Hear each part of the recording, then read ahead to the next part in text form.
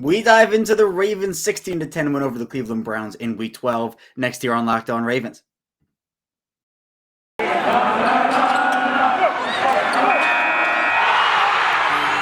You are Locked On Ravens, your daily Baltimore Ravens podcast, part of the Locked On Podcast Network, your team every day.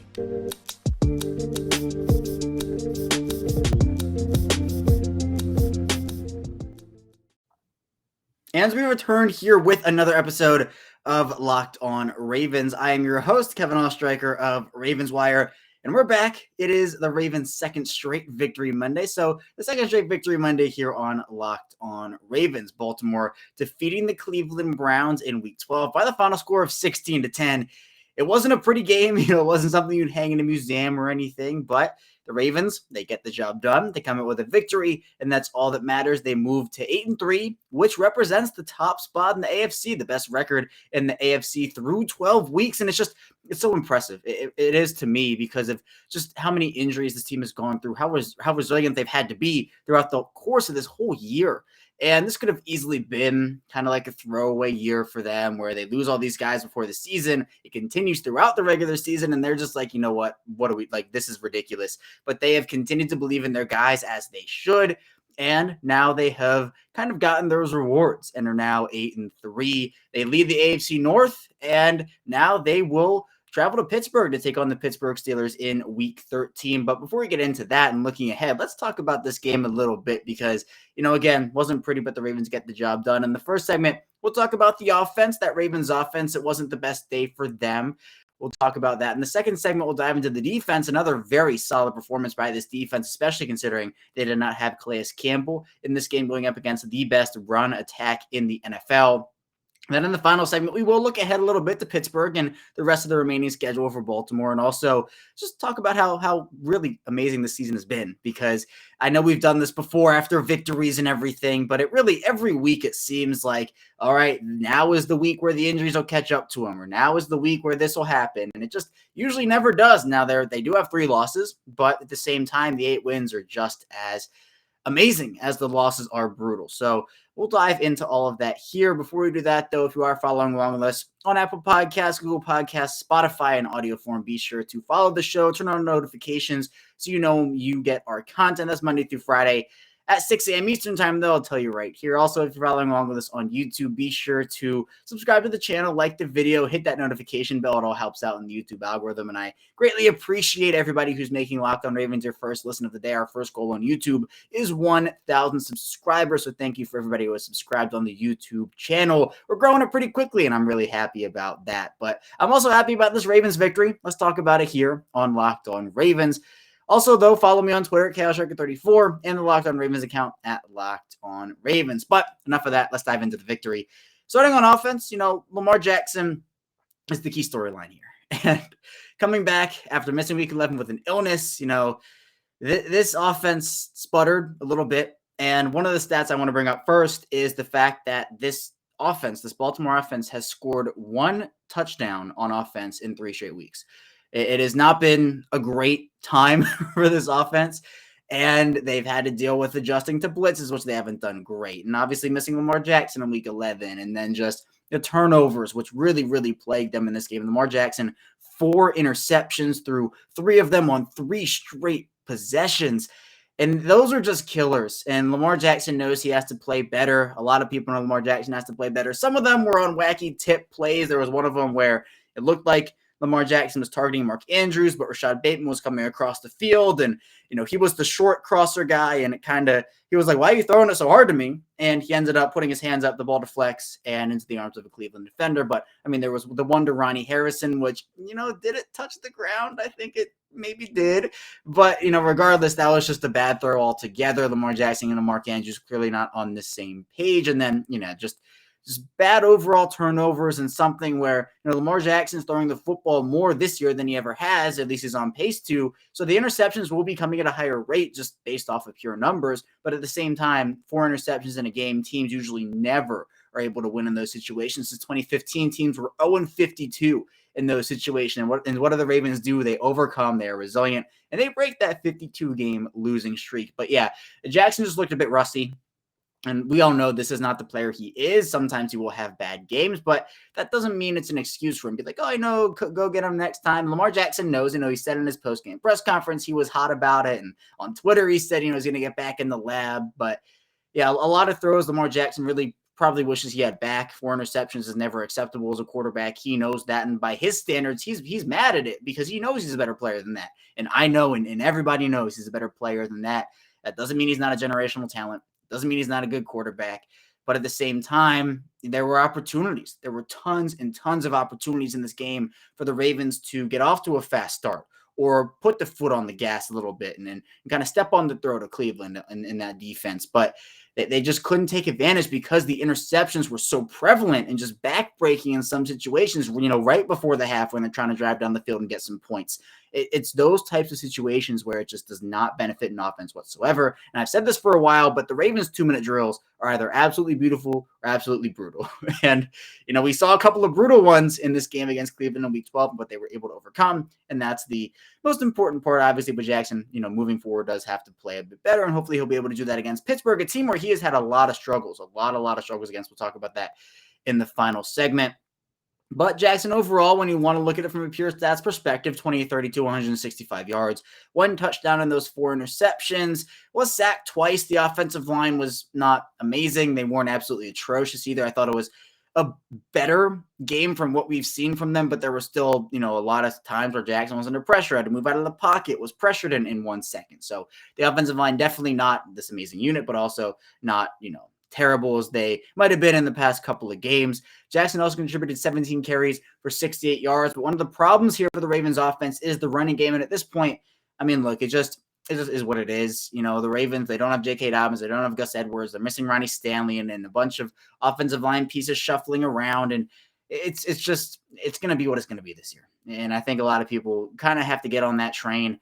Lamar Jackson has been carrying this rushing offense. He only averaged 4 yards a carry in this game, but it's better than his running backs did. Devonta Freeman, 3.3 yards per carry on 16 carries. Latavius Murray, 1.8 yards per carry on 8 carries. Tyson Williams, 1 yard per carry on just 1 carry. So the Ravens running backs, 2.7 yards per carry combined.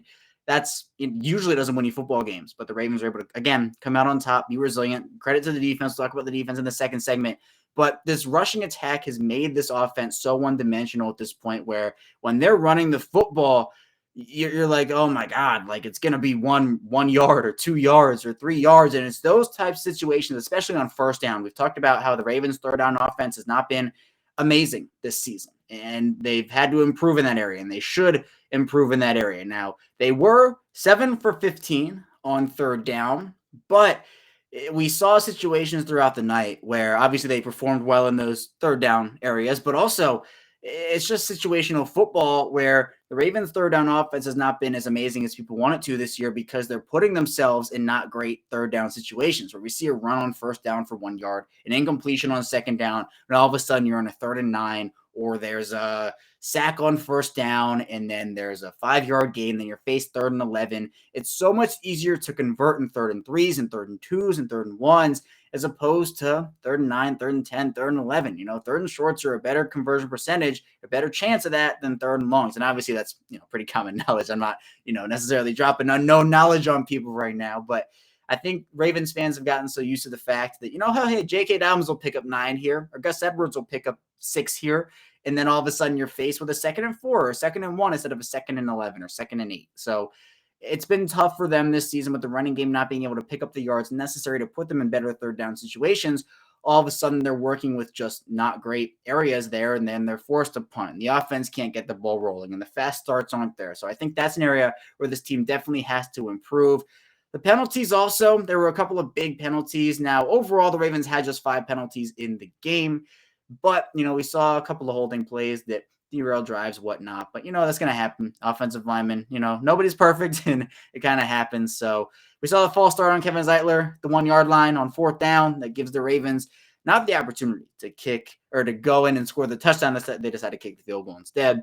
So overall, the Ravens offense definitely does have to improve. They're doing just enough to win football games, get Justin Tucker into field goal range. But this offense is just, it'll be a lot better if they can get the run game going. And, as I said, this running offense is what it is right now. They don't have their star players. They're working with guys who are still, even now, maybe trying to find their role and just figure out this offense and aren't their 2016 selves. But, the running game has to feed off of the pass game. The pass game has to feed off of the run game, and that's what makes an offense successful. And right now, the Ravens running offense is not really holding up to that standard of, hey, this is the Ravens offense we've seen over the past 2-3 years, the Ravens rushing offense. But of course, it's not going to be the same when you don't have your star players in there. So Lamar Jackson, rough game for him. The Ravens offense, 16 points overall. They still win the football game, though, and that is all that matters. We'll head into our first break. When we get back, we'll talk about this Ravens defense and their great, great performance against Cleveland in Week 12, so stay tuned for that. And we'll be right back.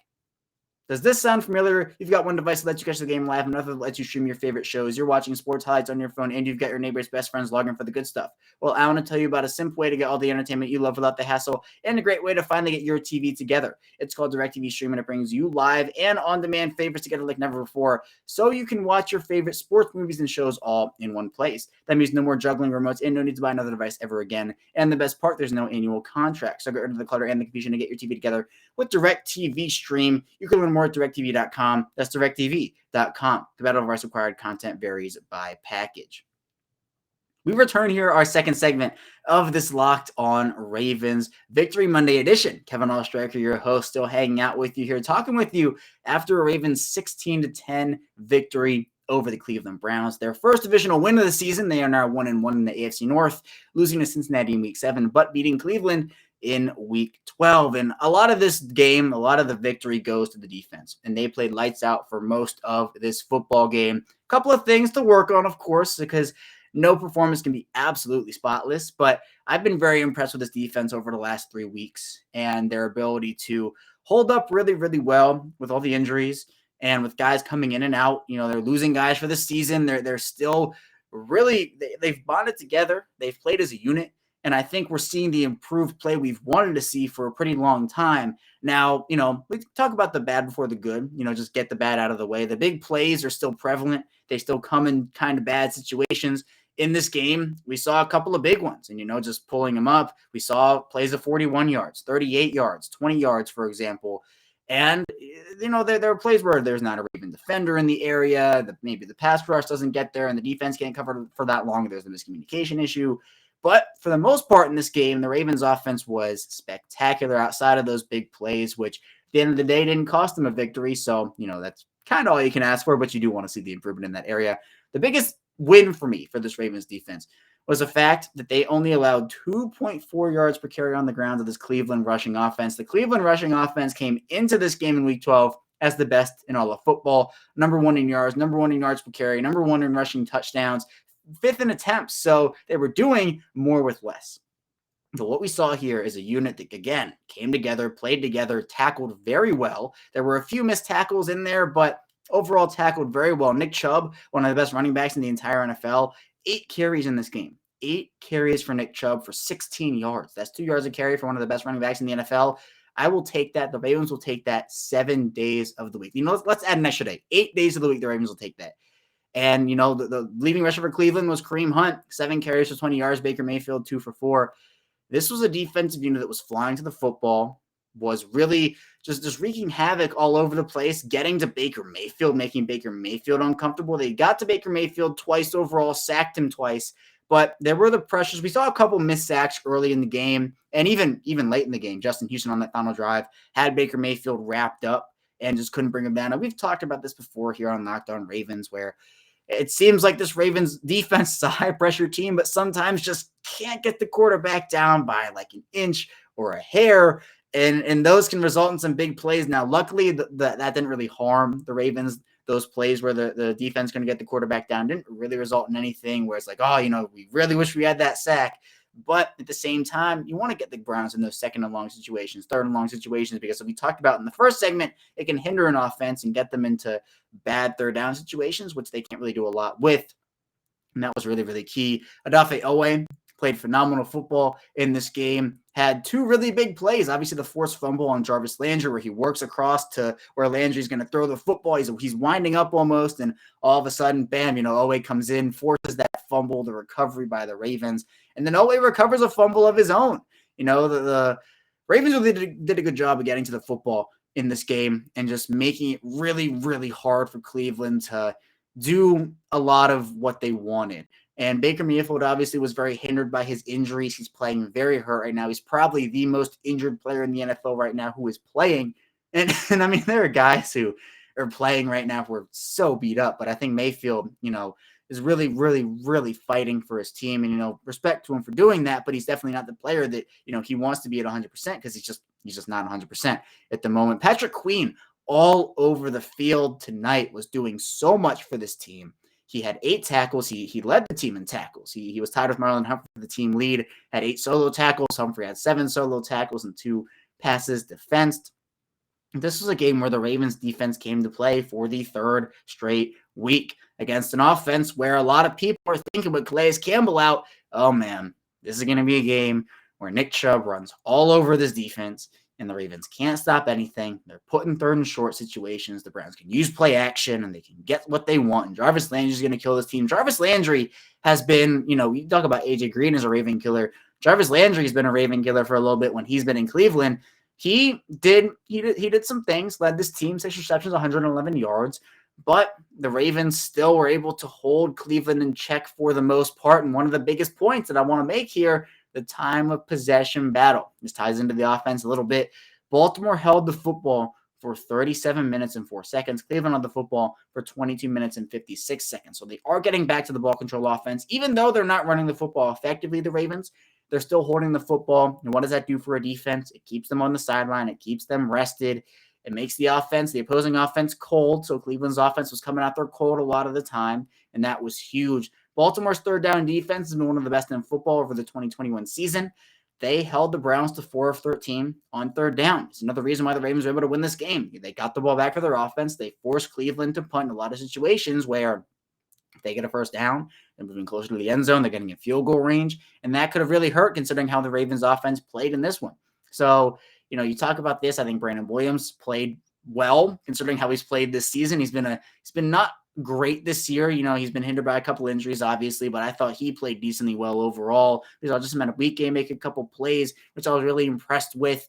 I mean, the whole defense played pretty well. Marlon Humphrey had the pass interference, obviously, but had a couple of really nice plays. Tyus Bowser has been great. He's been great over these past couple of weeks. And, honestly, throughout the season, right, he just hasn't been that stat monster where he's racking up the box score stats and having like 10 tackles and 4 sacks a game. But he's come to life in these past couple of weeks and really showing why this team put so much faith in him, signed him to that contract extension, and they're putting him in coverage, right? He had a great coverage play, 2 really good ones on the last final possessions for the Browns and made the tackle on 4th down to secure the Ravens this victory, this AFC North victory. So, I mean, I've been very, very impressed with Bowser overall. Talking about tackles, Brandon Stevens had 5. He filled in for Deshaun Elliott once again. Mark Andrews actually had 4 tackles. Mark Andrews is on the stat sheet here with 4 tackles overall because he was tackling people from Lamar Jackson's interceptions and everything. So Mark Andrews was tied for the 3rd most tackles on the Ravens in this game. He had 8, 8, 5, and then a bunch with 4. And Mark Andrews is in there with 4 tackles. So defensive savior Mark Andrews in the building. You have Chuck Clark, who dropped the interception, and you're thinking, oh my God, we've seen it so many times from Chuck Clark where he makes a great play, gets his hands on the football, and just can't secure it. And it's like, it's such a momentum killer because, you're up and jumping, and then you see the ball hit the ground, you're like, no. So, that hurts. And Baker Mayfield, kind of held his hands above his head and was like, oh no. He knows he got away with one there. So Chuck Clark made a great play on that football, but just could not bring it in. Hopefully he'll get his hands on one and actually catch the football next week. I think that'd be great for him. But yeah, I mean, the Ravens defense I've been very, very impressed with. I think when you look at what they've been able to do, not just in this game, but as I talked about in the last 3 weeks, they've been great overall. They limit the Browns to 222 yards passing and just 262 yards overall. So they're doing their job. And I think that when you look at just where you want this defense to be, considering their pass defense has not been great this season, the run defense has been phenomenal, but their pass defense, I think they're working on it. They're getting there. They have the talent, but I think, the big plays are still an issue. If they can improve on those, if they can get those under control, then you're talking about a team that can have their run defense feed off of their pass defense feed off of the run defense. See, it kind of works both ways with the offense and with the defense. So I'm excited the Ravens, had another great defensive performance. They'll head to Pittsburgh in week 13. We'll talk about that when we get back in our final segment. So we'll head into our final break here. When we get back, we'll talk about what's ahead for Baltimore, talk about how impressive the season has been for the team. So stay tuned for that, and we'll be right back. It's here, the best Monday of the year, Cyber Monday. And Built.com is the place to aim your mouse. Get at least 20% off everything delicious and healthy. That's 20% off site-wide, and even bigger discounts on Built Boost, Broth, and Built Swag. A brand new Built Bar flavors landing just in time for Cyber Monday. Caramel Almond Delight, and it delivers everything it promises. Caramelized chocolate, check. Almonds, check. Delightful double, check. Be sure to get yours before they're gone. And this season, maybe you're craving white chocolate for a limited time. Get a special new Built Bar Puffs flavor, white chocolate cheesecake, the protein treat filled with marshmallowy center, covered in white chocolate. This is a season to save and give your taste buds the gift of Built Bar. So get to Built.com for these incredible tasty new bars and 20% off everything. Head to Built.com and enter code LOCKED20 before it's too late. It's Thanksgiving. We all know what that means. Football. Nothing goes better with football than turkey and betting. BetOnline, as we covered all holiday season, more props, odds, and lines than ever before. BetOnline remains your number one spot for all sports action. Head to our new updated desktop or mobile website to sign up today and receive your 50% welcome bonus with promo code LOCKEDON to receive your bonus. And it's not just football. BetOnline is pro and college hoops, NHL, boxing, UFC, even your favorite Vegas casino games.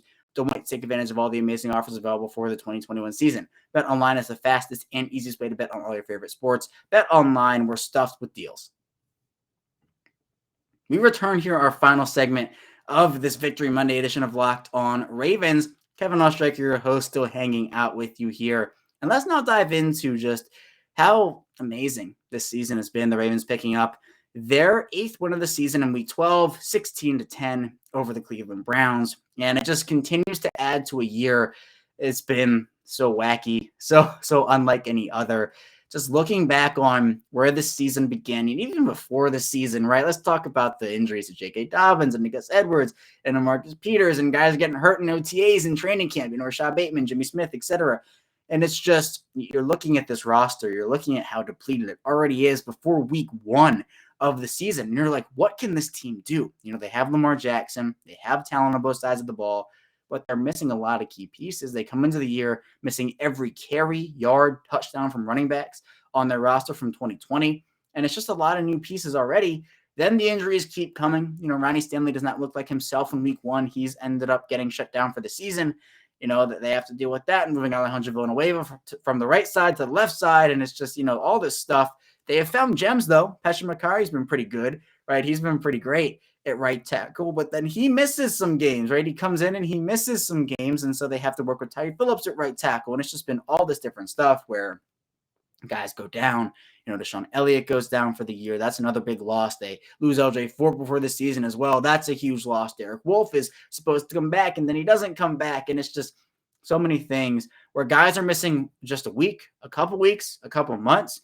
We've seen almost, I'm going to have to count it, but it seems like every single player has missed a practice. It's probably not exactly true, but it feels that way, right? And despite all of it, they're 8-3. They're at the top of the AFC, at the top of the AFC North. They pick up a big win against a division rival when they're really about to dive into the teeth of their schedule here, and they did with a win, but they have Pittsburgh coming up. They go to Heinz Field, and they have to go to Cleveland and play the Browns again. Then they have a couple of really big NFC matchups, but in between those are the Cincinnati Bengals, and then you have the Pittsburgh Steelers to round out the season. So, earlier in the year, we had talked about this, and even before, right as the schedule came out for Baltimore, how this stretch, week 12 to 18, are going to be the biggest weeks for this Ravens team, but they had to put themselves in a situation to make the playoffs early in the year, where if they went into these final 7 weeks, let's say 5-4 or something, you talk about that, or, the 5-5, that would have been huge to say that then they can't afford as many losses. That's difficult, but they have weathered through those injuries. They've weathered through their struggles. They have not started fast on offense. They've given up big plays on defense. They've gone through missed tackles. It's been everything for this Ravens team. The running game is not what it was, but they've seen steps in the passing offense. Lamar Jackson has taken a huge leap. I know he had the 4 interception game in week 12, but overall he's taken a huge, huge, huge leap. And it's been great to see that from him. Rashad Bateman is working his way into the offense. He's already been a trusted target of Lamar Jackson. You see a lot of defensive contributors stepping up and improving. The improvement from Patrick Queen, right? How great has that been? A lot of people were down on him, but it's a matter of patience. And I preach patience. Friend of the show, Spencer Schultz, also preached patience on Patrick Queen on this show, and he is now balling out for a Ravens team. Really needed him to do so. You have Josh Bynes coming in. You're working with guys, rookies, Rafe Owe. We talked about Bateman, Brandon Stevens. All these guys coming and contributing on big terms on huge stages. Also, the Ravens have played 5 primetime games in 12 weeks. They played 3 primetime games in their first 5 weeks. So this team is obviously one that many people find exciting. They obviously are very exciting, but it hasn't been that Ravens brand of football we've seen, all things considered. We got so used to seeing the high-powered rushing offense and, kind of the pass game feeding off of that a little bit. But it's been the opposite this year. We've seen the pass offense take that leap. We've seen the Ravens knock it off the fast starts, as I talked about. They're not putting up 30, 40 points a game every week like we saw in 2019. This is a grinded-out type of team where they will grind out their wins. It will not be pretty. It will not be amazing, but the end result is amazing. And that's what matters, because you get the magical moments of coming back like we saw in week 2, in week 5, in week 9, all those different games where they've come back. It's burned them a couple times, right? Week 9, you see kind of the Ravens get back in the game, but then the next week on the short week in week 10 against Miami, it gets a little difficult and they don't get off to the fast start. Miami kind of finds that blueprint of, hey, let's blitz all the time. The Ravens can't adjust, and that's what happened. It's not been a perfect year overall. Guys have struggled. Guys have really struggled. I talked about the running game. Latavius Murray, kind of a north-south runner. Devonta Freeman, not who he was in 2016. Tesson Williams, I know a lot of people were expecting a lot out of him. He's not done a ton. Josh Oliver has not done a ton. I know people were expecting a lot out of him as well. Jalen Ferguson has not been, on the field a lot this season, so he's not been able to produce a lot. Malik Harrison's been in and out this year, hasn't been amazing, but with all those guys, there have been guys who have stepped up in a really big way. We've seen a lot of strides from Devin Duvernay, who I think a lot of people are really, really excited to see. We've seen James Prochet show some flashes. Obviously, there are guys on the defensive side of the ball, too. Tyus Bowser continuing to improve, as we talked about. Justin Houston showing flashes as a late free agent addition. It's just guy after guy stepping up and performing in a big, big way. And now this team is traveling to Pittsburgh to face a reeling Steelers team that is just not great. They tied with the Detroit Lions. They lose in convincing fashion to the Cincinnati Bengals yesterday. And, Ben Roethlisberger, it seems like this is his last season. A lot of Steelers fans saying, oh, this is our rebuild. And, we're going to have salary cap. Well, right now in the present, it doesn't look like that Steelers team is going to do a ton to end the season. Now, Baltimore and Pittsburgh, the rivalry is very well known. It's one of the best in the NFL, in my opinion. And they're going to have to perform well. Heinz Field is a tough place to play Lamar Jackson. I think he struggled the most against the Steelers over the course of his career so far. He's really kind of had a tough time figuring out that Steelers defense. Maybe this is the time where he figures it out. But the Steelers defense has given him a lot of trouble. They have guys like TJ Watt, Minka Fitzpatrick, a bunch of stars. Cam Hayward is arguably having the best season of his NFL career. And he's been in the league for a long time. So credit to him and everything. But the Steelers are missing Juju Smith-Schuster, who's out for the season, and they have a ton of other kind of smaller injuries they've been dealing with overall. But they have Najee Harris, who's been, I think a kind of a bright spot for them. The offensive line is still 50-50 in my opinion.